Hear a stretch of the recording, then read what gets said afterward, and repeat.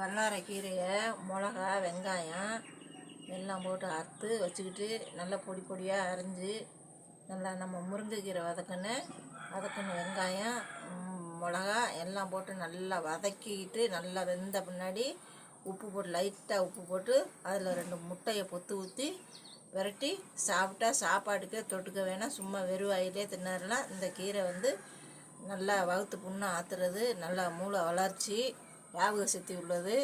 மறந்துடாதீங்க. இந்த கீரை எவ்வளோ காசாக இருந்தாலும் வாங்கி வல்லாரது நாட்டு இது பூரா ஆஞ்சு வச்சுருக்காங்க.